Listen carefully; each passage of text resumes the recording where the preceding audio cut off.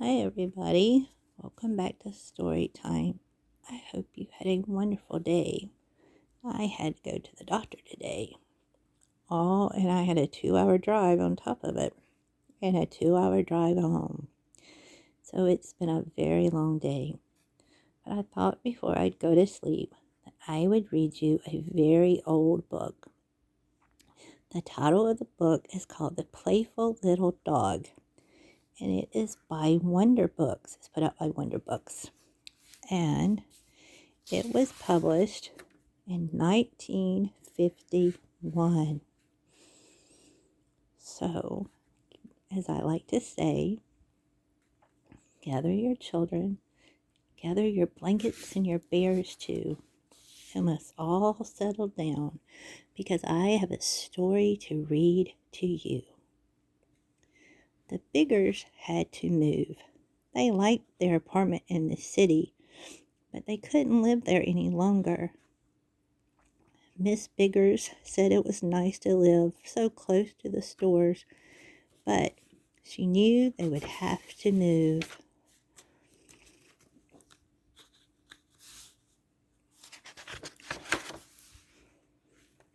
Mr. Biggers said he liked living near the bus line, which took him to his office every day. But he knew they would have to move. Julie Biggers said she would miss going to the zoo and the park, but she knew they would have to move. Archie Biggers didn't say a word, but he was the reason the Biggers had to move. The man who owned the apartment building had put up a large sign which read, "No dogs allowed." And Archie Biggers was a Boston Terrier, so the Biggers had to move.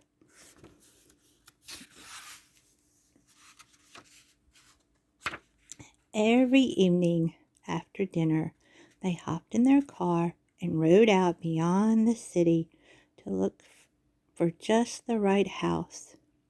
Then one evening, when they had almost given up hope of finding what they wanted, they drove past a little railroad station and turned left.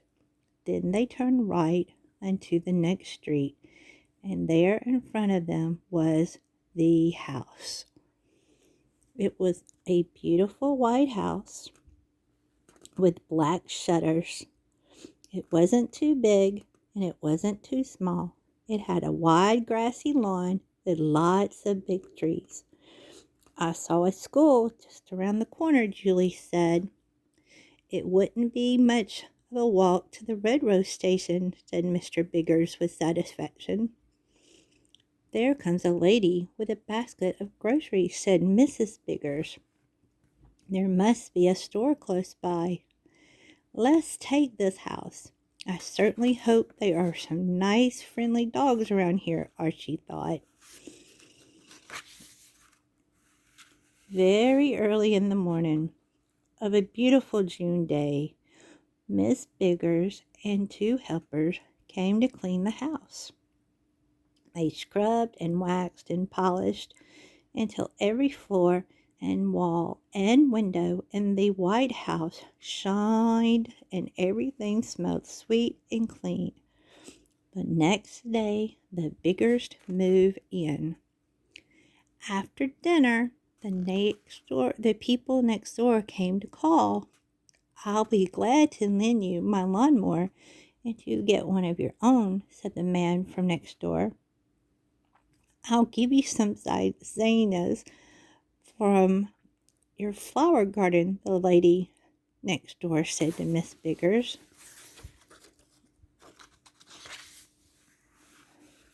"Get your doll and let's play house in the tent in my backyard," said the little girl next door.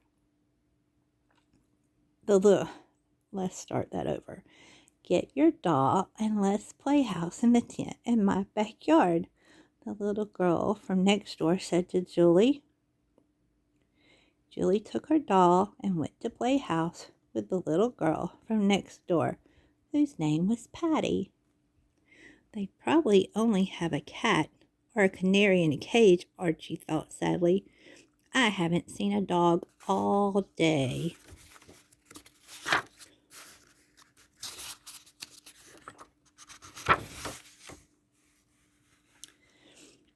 Patty's father looked at Archie. Dear me, what a shame, he said, shaking his head sadly. He looks like such a nice little dog, too. You probably won't have him very long. The people across the street have a great big dog. He's very cross, and everyone is afraid of him. I expect he'll eat your little dog in just one gulp. We haven't seen him, said Miss Biggers. The people are away on vacation, said the man, but when they return, you better watch out. We'll keep Archie in our own yard, said Miss Biggers. That won't do any good, said the man from next door. That big dog will come right over after him. We'll build a high fence across the yard, said Mr. Biggers. Then we won't have to worry, and Archie will have a safe place to play.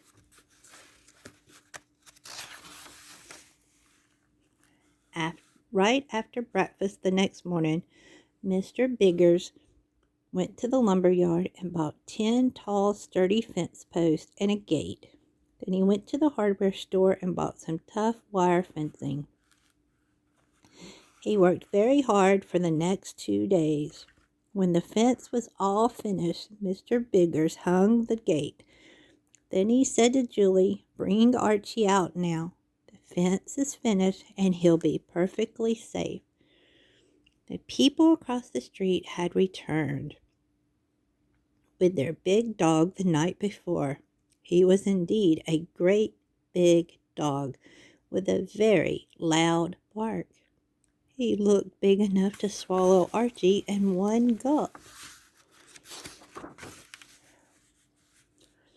Julie carried Archie out and put him in the yard.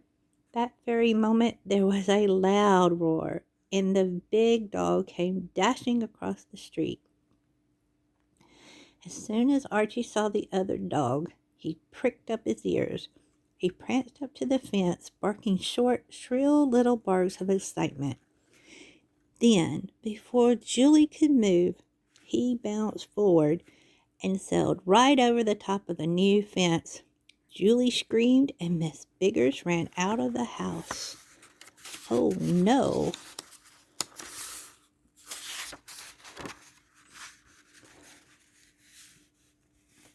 Around and around the house Archie raced, with the big dog after him. Finally, Archie couldn't run another step and threw himself down on the ground.